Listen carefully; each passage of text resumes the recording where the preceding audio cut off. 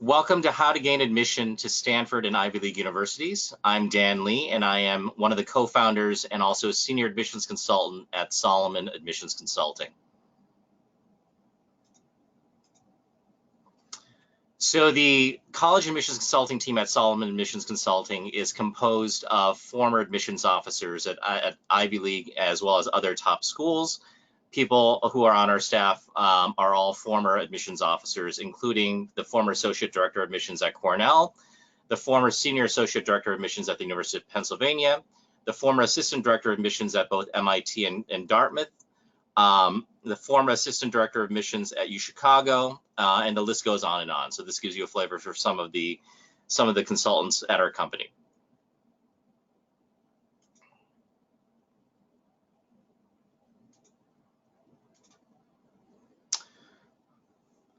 So the first question to ask is, why care? So Harvard, Yale, Princeton, and Stanford reject over 60% of applicants who are both valedictorians and who have perfect SAT scores. And so just kind of wrap your mind around that. Even if you're a perfect student, you have a less than 40% chance of getting into a place like Harvard or Stanford. And also Stanford rejects 70% of students who have perfect SAT scores.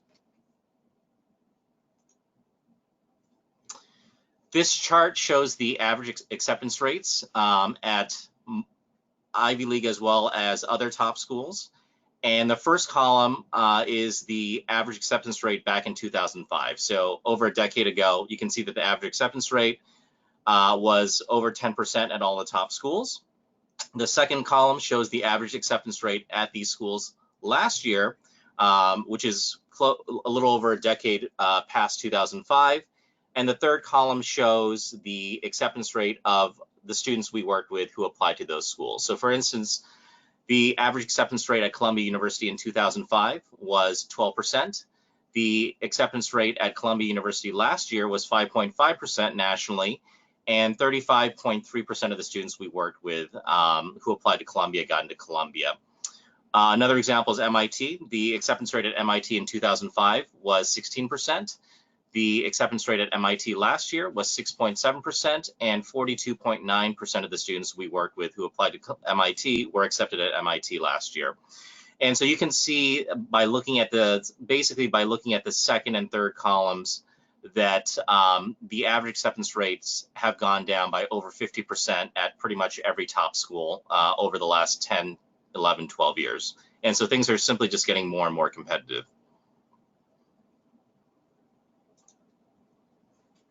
Let's talk about how elite colleges evaluate applicants. So most top colleges give applicants 2 ratings. So they give you an academic rating as well as a personal rating.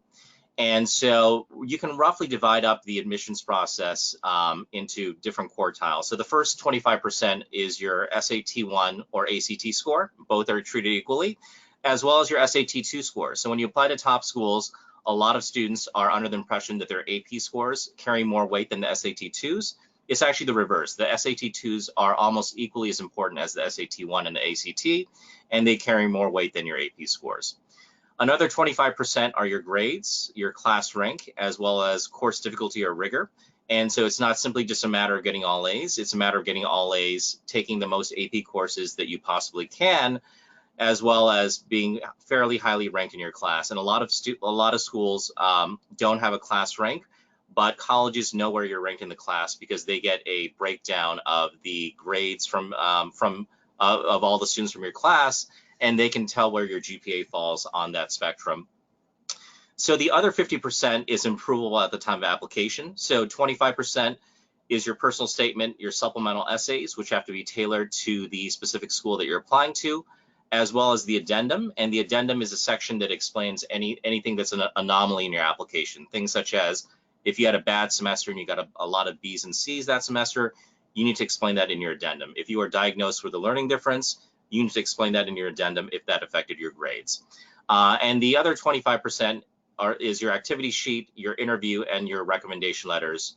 And these things are all improvable at the time of application. So we can give you very detailed feedback on how to present your brag sheet, how to prep for the interview, as well as what should be said and what should go into your recommendation letters. So how does Stanford evaluate applicants?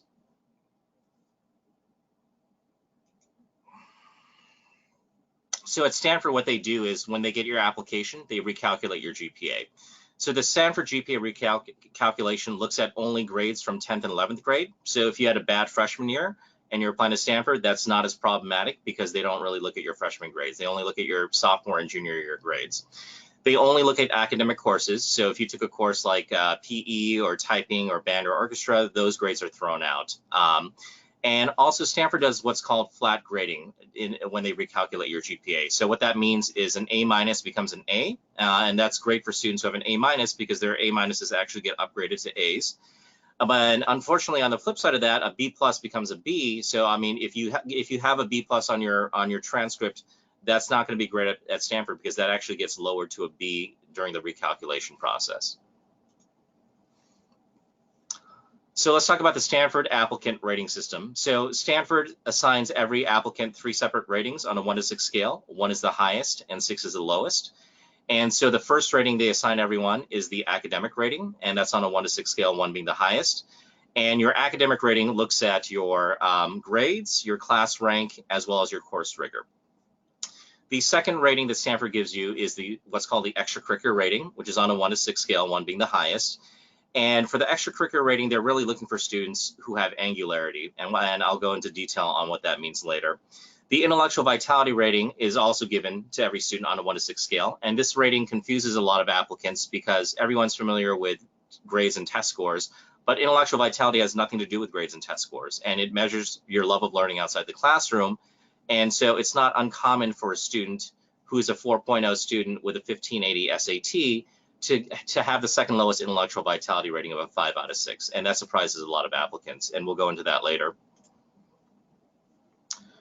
So let's talk about the Stanford intellectual vitality rating. So an intellectual vitality rating of 1, which would be the highest rating on a 6-point scale, would be a student who has done independent academic research outside the classroom with a college professor, often leading to publication in a major journal. This student would have a very strong Stanford intellectual vitality supplemental essay. Stanford asks a series of supplemental essays, the most important one being what I call their intellectual vitality essay. And this student would show a true love of learning for the sake of learning at a high level outside of the classroom. So once again, your intellectual vitality rating has nothing to do with your grades and your test scores. So when Stanford assesses your intellectual vitality, they're really asking, number 1, does the applicant take ownership of his or her education outside the classroom? They want students who love learning outside the classroom and who take ownership of that. Is the applicant the kind of student who would enrich the learning of other Stanford students? So they want to admit students who are going to enrich the educational environment of other Stanford students. And they're also obviously asking, is the applicant passionate about learning? So let's look at the Stanford intellectual vitality essay. So the prompt is, the Stanford community is deeply curious and driven to learn in and out of the classroom. Reflect on an idea or experience that makes you genuinely excited about learning. This is the most important supplemental essay at Stanford because they assign part of your intellectual vitality rating based on not only how you write the essay, but what you write about. So this is the never-ending dinner conversation essay. So this is the essay that's testing whether you can have a interesting dinner conversation without stopping about an intellectual topic that really interests you. That's really what they're looking at.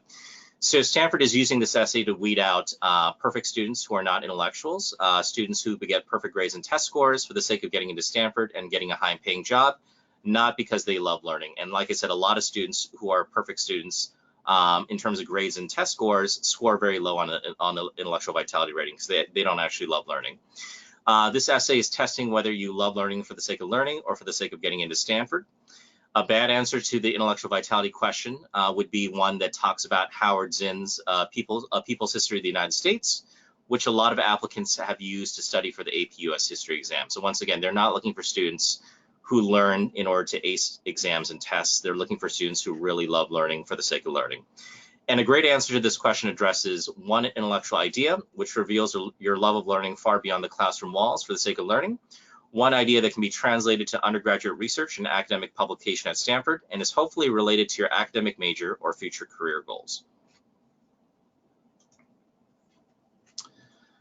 So let's talk about some of the differences between Stanford and the Ivies. So unlike Ivy League schools, Stanford tends to admit the most compelling applicant, not necessarily the most qualified applicant on paper.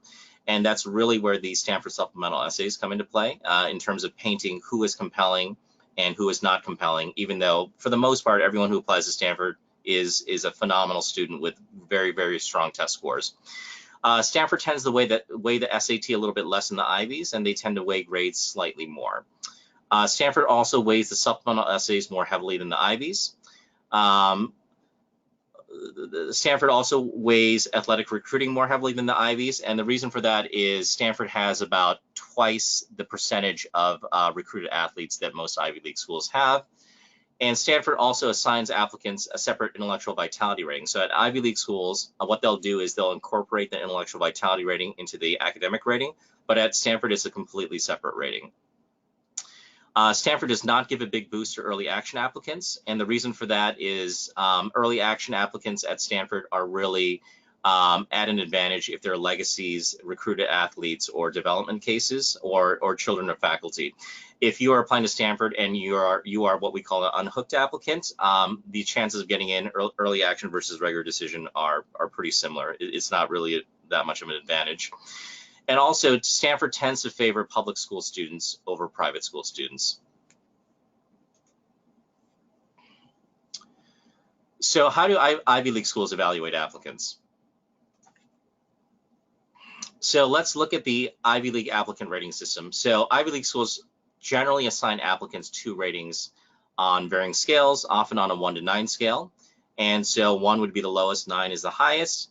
So generally, they assign everyone an academic rating on a 1 to 9 scale, 9 being the highest, as well as a personal rating on a 1 to 9 scale, 9 being the highest. So let's see what an academic rating of 9 out of 9, which is the highest at the Ivies, would look like. So this would be a student in the top 1 to 2% of his or her high school class.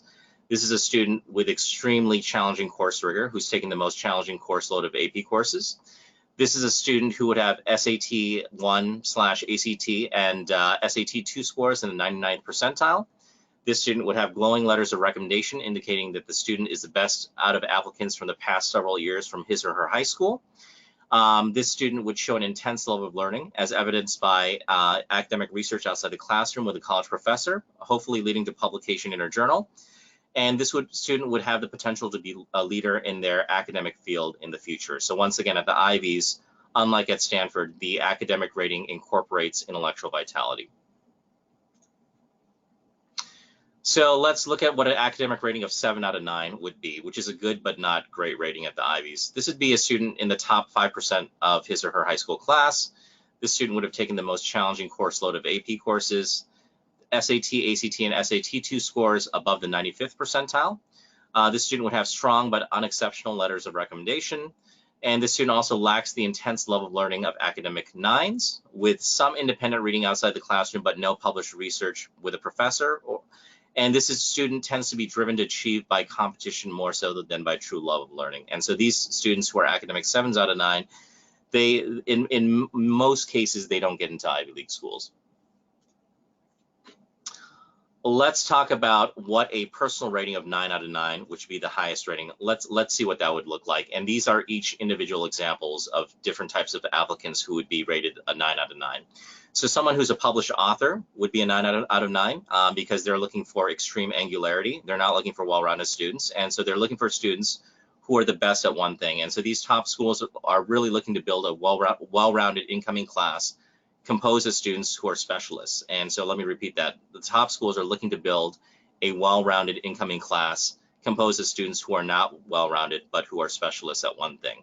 And so somebody with a personal rating of 9 out of 9 would be highly angular and the best at one thing. So published author, someone who's an Intel STS finalist, which is the top 40 in the country, someone who's an Olympic medalist, someone who soloed at Carnegie Hall, someone who qualified for the USMO or the US Math Olympiad, awards at the national level in one area, and also students who have a patent, obviously without parental involvement, simply because that's becoming more common these days. Let's talk about what a student with a personal rating of 7 out of 9 would look like. So this student would be more well-rounded and less angular. This student would have awards at the regional level, but not at the national level.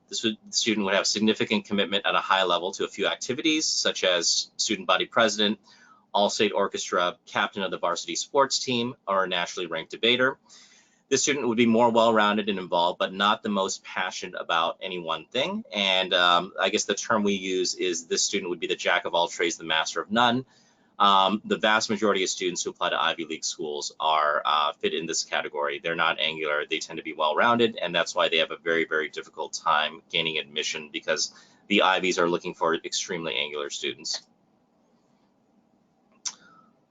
Let's talk about the engineering admissions process at the Ivies. So at a small handful of Ivies, there's a separate engineering admissions process, and those the schools where there's a separate engineering admissions process within the Ivy League are Columbia, Cornell, and UPenn. And so a couple things to take into consideration. When there's a separate engineering admissions process, the engineering faculty are on the admissions committee, and so engineering faculty care a lot about numbers and grades, and they care less about essays. That doesn't mean the essay is unimportant, but that means there's a greater emphasis on the numerical side of things, as well as a greater emphasis on things such as academic research and engineering, and anything that shows intellectual vitality that's related to engineering. And like I said, there's a greater emphasis, because of this, there's a greater emphasis on test scores, grades, and academic research. So the next question is, should I apply early decision or early action by the November 1st deadline? So most Ivy League and other top universities fill about 50% or half of the available seats in their incoming freshman class through early decision or early action.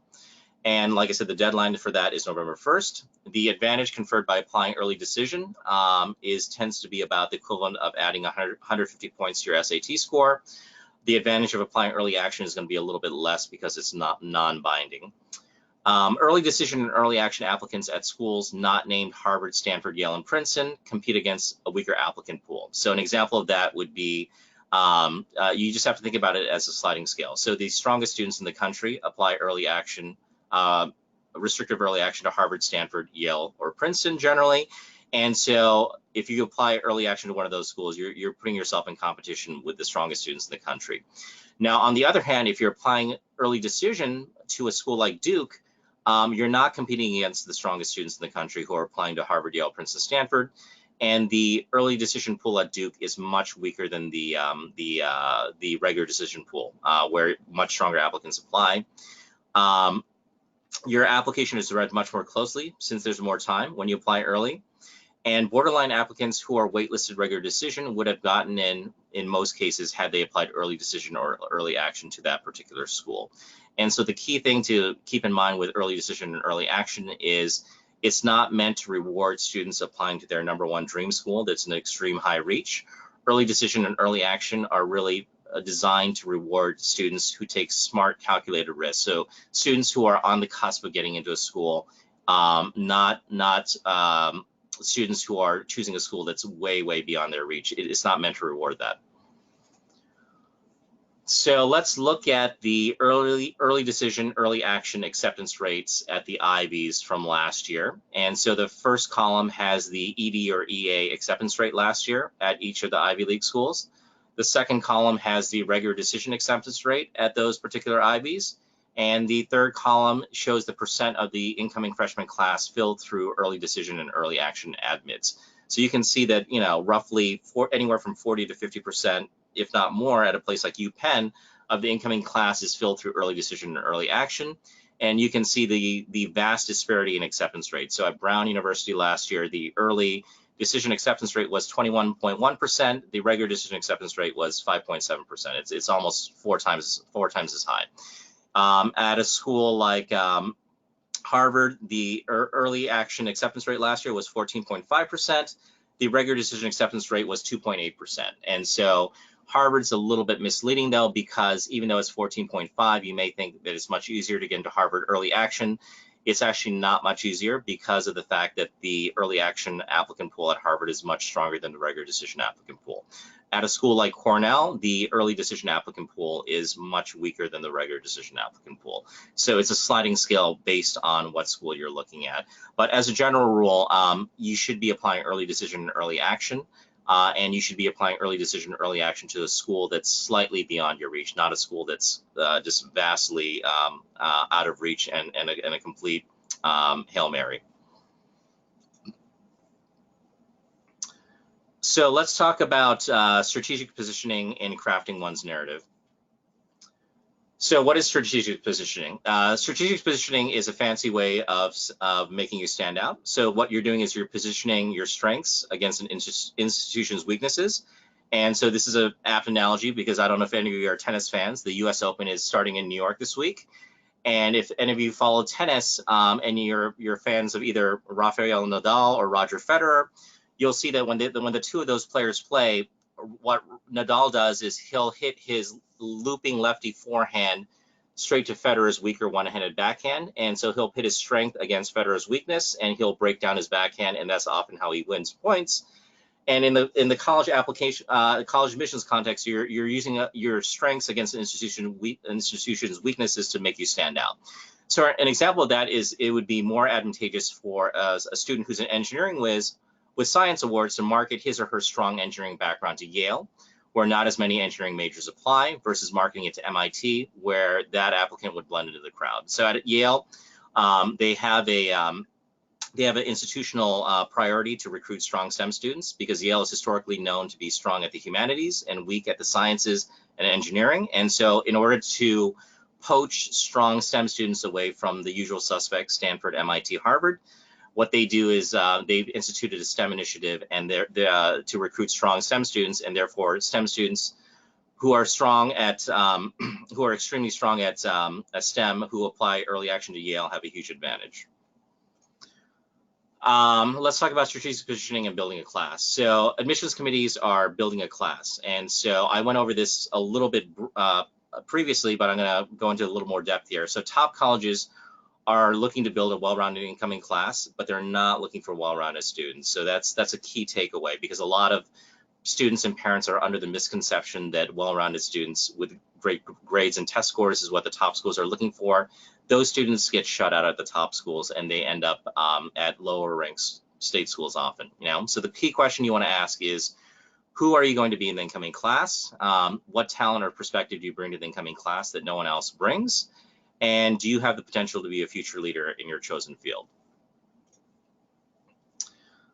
Let's go over a very simplistic example. So an example would be an applicant who's a well-rounded student with great numbers. And generally speaking, well-rounded students with great numbers get shut out of every Ivy League school, even with perfect grades and test scores. They generally, it's very common for them to end up at schools like Michigan, the honors program at UT Austin, and not get into a single Ivy League school.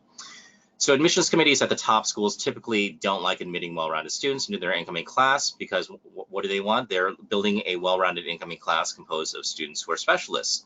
And so they want students who are really focused on one or two areas. And so if you are a well-rounded applicant, the very simple strategy would be to center your personal statement on a singular passion or intellectual pursuit that makes you seem more focused and angular. And so you can take a well-rounded student, and this is often what we do.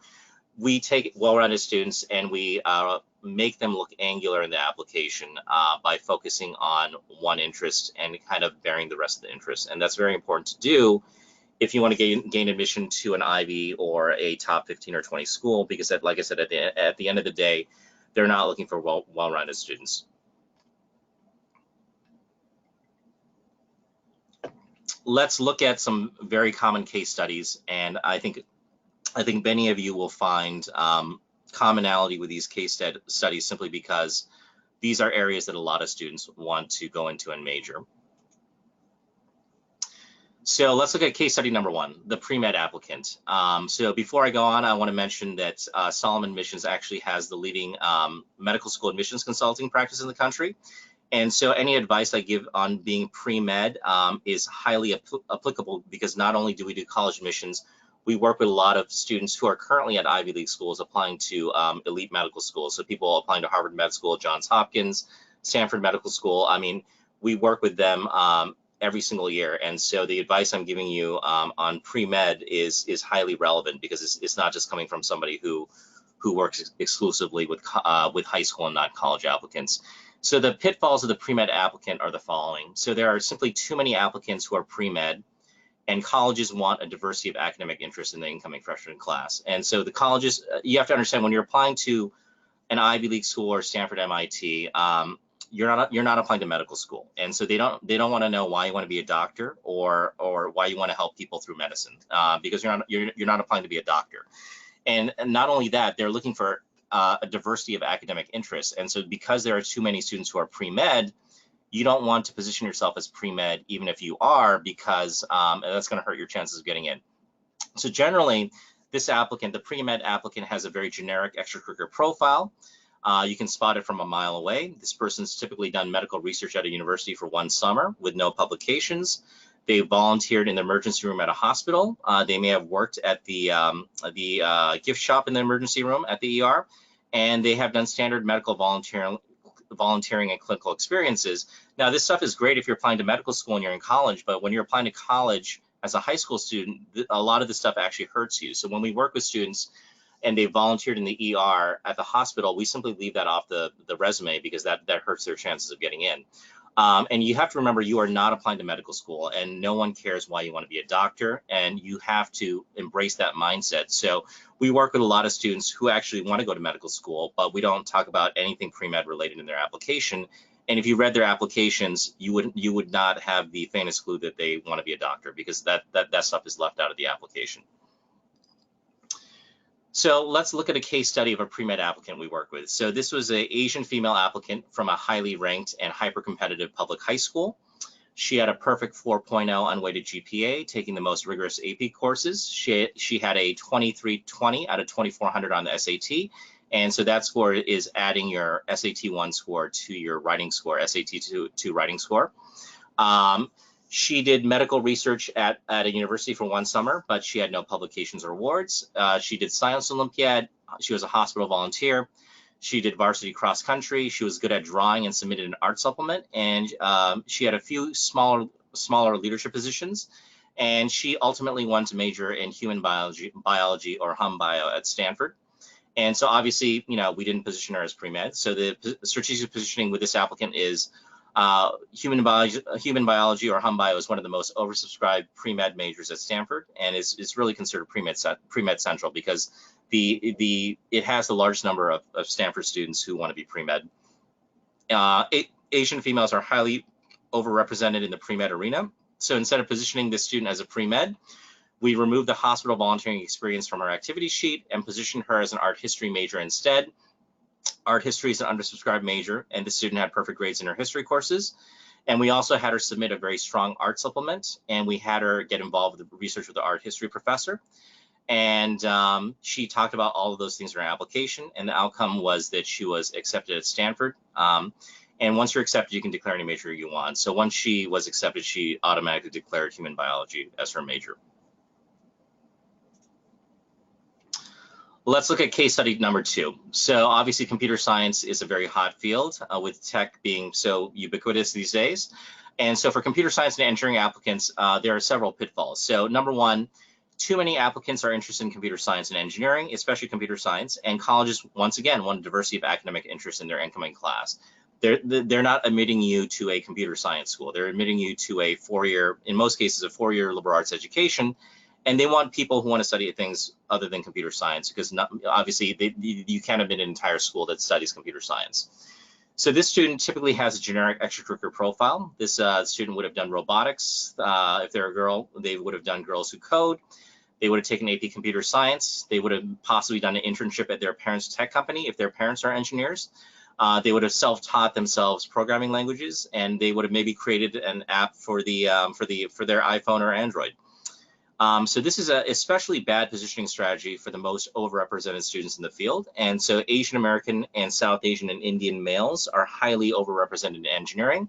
So generally speaking, if you're an Asian American or South Asian or Indian male and you're interested in engineering, depending on your profile, you may not want to check engineering because it may actually hurt your chances of getting in because you are held to the highest standard possible. So let's look at a sample computer science and engineering applicant. So this that we work with. So this student was an Indian male from a top boarding school. boarding school. He had all A's, taking the most rigorous AP courses with only 2 B's. He had a 35 out of 36 on the ACT. He did the robotics club. He had a 5 on the AP computer science exam. He self-taught himself multiple programming languages. He played tennis, chess club, speech and debate. He had independent research projects in linguistics, no research or major awards for computer science, and he wanted to study computer science at Harvard. So the strategic positioning for this student is, once again, computer science being one of the most oversubscribed majors everywhere. Indian males are the most overrepresented in computer science and engineering, and face the highest bar for entry for top CS programs. So what we did is we set the student up with a research opportunity with a computational linguistics professor, where he applied his computer science background to study problems in linguistics. Unlike computer science, linguistics is a undersubscribed major at every major university, and students who apply to major in linguistics are given a very close look, especially at schools such as UPenn. And so what we had the student do is we had the student do the research in linguistics, and he wrote his entire application about linguistics and philosophy. And the outcome was that he was accepted at Harvard and Cornell, and he's now a computer science major. Let's talk about case study number 3. So case study number 3 is the business and economics applicant. And so the pitfalls of this applicant are that most top colleges do not have an undergraduate business major. So if you apply to Stanford, no undergraduate business major. If you apply to Harvard, no undergraduate business major. So talking about your interest in business is really not helpful at these places, since you can't even study business. And I always tell applicants, at most of these top universities, you are applying for a 4-year liberal arts education. You're not applying for an MBA program to study business, and therefore you should not talk about business in your application at most of these places. So the last thing that admissions officers want to read about is an application about a student who wants to study economics or business, get an investment banking job on Wall Street, and get rich. So you have to keep that in mind. Your reader is not making Wall Street money, and so because of that, they don't want to read about a student who's 17 or 18 who wants to study business and be a banker on Wall Street. A lot of our students go into banking, but we don't have them talk about that ever in the application, because that'll decrease their chances of getting in. And once again, you are not applying to an MBA program. You're applying for a 4-year liberal arts education. So let's look at a case study. So this is the business and economics applicant. And so the case study is, this student we worked with was an Indian male from a private high school. He had all A's, taking the most rigorous AP courses. He had a 2340 out of 2400 on the SAT. He was a nationally ranked policy debater. He was an Eagle Scout. He had no business experience. He wanted to enter the dual Jerome Fisher M&T Management and Technology program at Penn through Wharton. And where you get the M&T program, in case for those of you who are not familiar, is a dual program at Penn. It's the hardest program to get into at Penn. It's more difficult to get into Wharton, and it's more difficult to get into the M&T program than it is to get into Harvard and Stanford. And it gives you a dual degree in business and engineering. And then he wanted to eventually work at a private equity firm on Wall Street. And so obviously we didn't talk about that in the application. So when you're applying to the M&T program, they're really looking for they're really looking for 4 things. Number one, they're looking for students who have an incredibly strong quantitative background, and that's shown by your test scores in math as well as your grades. The second thing they're looking for is they're looking for students who take an who have an entrepreneurial spirit, and so this can be shown by starting your own business, starting a nonprofit, starting your own foundation. These are all things that show that you're entrepreneurial. The third thing that the M&T program looks for is they're looking for students who take an interdisciplinary approach to academics, obviously because you're studying both business and engineering, and they want to see how you're going to combine the two, and you have to talk about that in the application. And the last thing that M&T is looking for is that they're looking for students who have an interest, obviously, in both business and engineering, and you have to communicate that in the application. So the strategic positioning for the student we worked with is that the M&T program at Penn, like I said, they look for strong quantitative background, interdisciplinary approach to academics, and an entrepreneurial spirit, and that doesn't necessarily mean business experience. So what we ended up doing is We set the student up with a research opportunity with an industrial engineering and operations research professor to strengthen his quantitative background and interdisciplinary approach.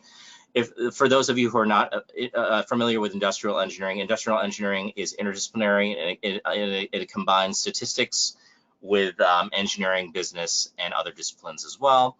And instead of talking about his interest in private equity and investment banking, he spent his entire application talking about wanting to combine his public policy experience through debate with his quantitative background to start a public policy think tank in Washington, D.C., which showed that he was entrepreneurial. And the outcome was that this student was accepted at the Jerome Fisher M&T program, and he's currently applying for private equity investment banking jobs. Let's talk about the last case. So the last case is the combined BSMD applicant. So for those of you who are not familiar with combined BSMD programs, they're 7 or 8 year programs that you apply to straight out of high school, and you are able to gain entry to medical school as a high school student, which is a phenomenal achievement. And the majority of BSMD programs out there are as competitive, if not more competitive than your average Ivy League school. So the pitfalls of this applicant, once again, too many applicants are pre-med, and colleges want a diversity of academic interests in their incoming freshman class. They don't want an entire freshman class filled with future doctors. So the challenge of this is that you have to be accepted to both the undergraduate college and the BSMD program. So for instance, the PLME program at Brown, the program in liberal medical education, where a lot of our applicants end up going, you have to be accepted to both Brown University and the PLME program. And so what that means is they're looking for a student who fits culturally with Brown. So they're looking for students who want to embrace an open curriculum, who want academic freedom, and want to have the ability to explore different areas through the open curriculum. At the same time, they want students who want to do that, but who have a compelling reason for why they want to be a doctor and go into medicine. So you must market yourself differently for non-BSMD programs versus combined BSMD programs. So combined BSMD programs are all about, why do you want to be a doctor? They interview you.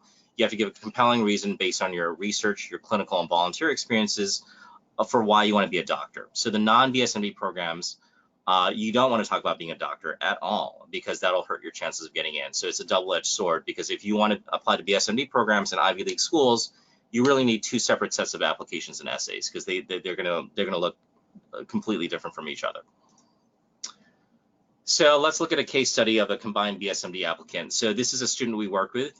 She was an Asian female from a public high school. She had a perfect 4.0 unweighted GPA, taking the most rigorous AP curriculum. She had a 34 on the ACT. She had national awards for research on environmental issues. She founded a club promoting interest in STEM and conservation. She was a hospital volunteer. She wanted to apply to both the top Ivies as well as to the PLME program at Brown, which is the combined BSMD program there. And so the strategic positioning for her was that for the top Ivies, we removed the hospital volunteering experience from the activity sheet, and we marketed this student as an environmental engineering major. Since everything else being equal, female applicants are twice as likely to be admitted to engineering as an equally qualified male applicant. And so we wanted to take advantage of that rule. So the application for the top Ivies addressed her interest in conservation. And for the PLME program at Brown, we marketed her as someone who wants to practice rural medicine, since there's a high demand for students who want to be doctors in rural areas, or country doctors. So basically, every medical school looks for students who want to practice in rural areas. If you have the requisite background for that and you address that in your application, it'll significantly increase your chances of getting into a BSMD program. And so the outcome was she was accepted at the PLME program at Brown, as well as at Harvard, Stanford, and Yale. So at Solomon Admissions, we do one-on-one college admissions counseling. So this includes detailed advising on the personal statement, including topic and outline suggestions and edits to the personal statement. And the outlines are provided by former admissions officers, and we have a separate team of editors that actually edits the essays. We also provide strategic position consulting, advising on how to stand out from the rest of the class. We provide supplemental essay help. So when you apply to different schools, every school looks for something different. We can tell you what every school looks for. So for instance, if you're applying to Stanford looks for students who have intellectual vitality. You have to stress that in your supplemental essays. If you apply to UPenn, they look for students who take an interdisciplinary approach to academics. You have to explain that in your supplemental essays, your Why Penn essay. if you apply to a place like Brown, they're looking for students who want academic freedom. You have to explain why your background is suited for a college that gives you academic freedom, and how you're going to take advantage of that freedom through your coursework as well as your research at Brown. So every school looks for something different. We can tell you what every school looks for because we have admissions officers from pretty much almost all the top schools.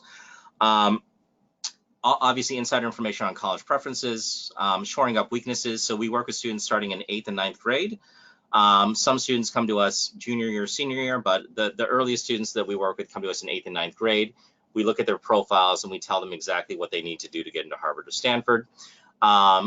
We provide feedback on recommendation letter, and this includes picking your recommenders. Your recommenders have to support your positioning, and so you want to pick recommendation letter writers who support your positioning. Extracurricular activities consulting, mock interview coaching, financial aid. Here's a sample of acceptance letters from our students from this past cycle.